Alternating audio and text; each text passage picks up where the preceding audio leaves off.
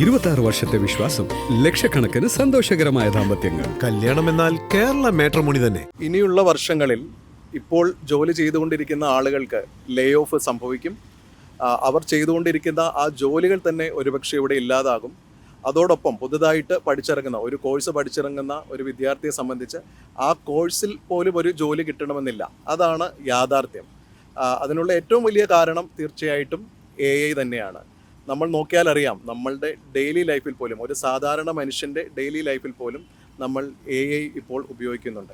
കമ്പനികളെ സംബന്ധിച്ച് ഇപ്പോൾ ഒരു റിപ്പിറ്റേഷൻ കൈൻഡ് ഓഫ് ജോബ് അല്ലെങ്കിൽ ഒരു ക്ലറിക്കൽ വർക്ക്, ഈ ഒരു മേഖലയിലാണ് AI ഏറ്റവും ആദ്യം ആ ജോലികൾ ഇവിടെ നിന്ന് ഇല്ലാതാക്കുന്നത്. കാരണം റിപ്പിറ്റേഷൻ ടൈപ്പ് അല്ലെങ്കിൽ ഈ പറയുന്ന ക്ലറിക്കൽ ജോബുകളിലെല്ലാം AI മുഖേന നമുക്ക് വളരെ എളുപ്പത്തിൽ ചെയ്യാൻ സാധിക്കും.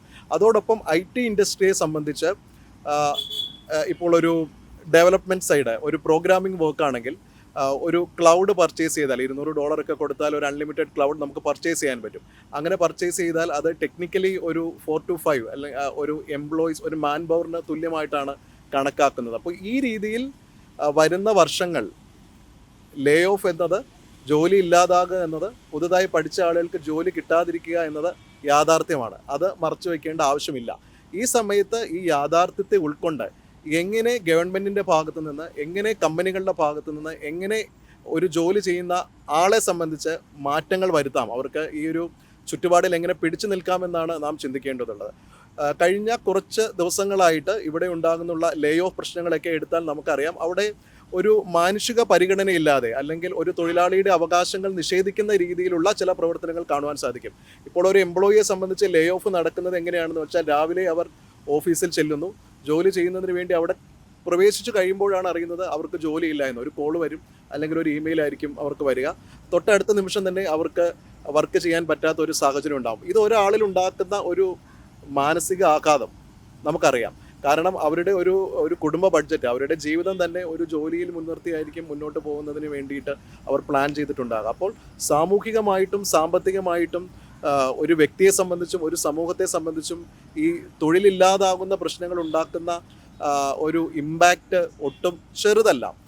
അപ്പോൾ ഈ ഒരു സാഹചര്യം നമുക്ക് മുഴുവനായിട്ട് ഒഴിവാക്കാൻ സാധിക്കില്ല. ഇപ്പോൾ എത്ര തൊഴിൽ സമരങ്ങൾ നടന്നാലും നമ്മൾ ഈ സാഹചര്യത്തെ ഉൾക്കൊള്ളുന്ന ഒരു സാഹചര്യം കൂടി ഉണ്ട് എന്നാണ് ഞാൻ വിശ്വസിക്കുന്നത്.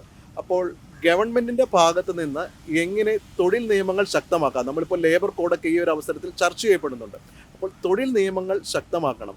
അതോടൊപ്പം ഇൻഡസ്ട്രിയൽ ആക്ട്, ലേബർ ആക്ട്, മറ്റ് തൊഴിലാളികളെയും വ്യവസായങ്ങളെയും സംബന്ധിച്ചുള്ള ഗവൺമെൻറ് നിയമങ്ങളിൽ ഈ പുതിയതായിട്ട് വരുന്ന സാഹചര്യങ്ങളെ കൂടി ഉൾക്കൊണ്ടുകൊണ്ടുള്ള ഒരു മാറ്റം എത്രയും പെട്ടെന്ന്, നമ്മളിപ്പോൾ അറിയാം പല നിയമങ്ങളും നടക്കുന്നത് വർഷങ്ങൾ സമയമെടുത്താണ്. പക്ഷെ അതിനൊന്നും നമ്മുടെ മുന്നിൽ സമയമില്ല. കാരണം ടെക്നോളജിയെ സംബന്ധിച്ച് അതിൻ്റെ മാറ്റം നമ്മൾ വളരെ പെട്ടെന്ന് നമുക്ക് കാണാൻ സാധിക്കും. ഏറ്റവും പുതിയ വാർത്തകളും വിശേഷങ്ങളും വിരൽത്തുമ്പിലറിയാൻ സീ മലയാളം ന്യൂസ് എല്ലാ ഡിജിറ്റൽ പ്ലാറ്റ്ഫോമുകളിലും ലഭ്യം.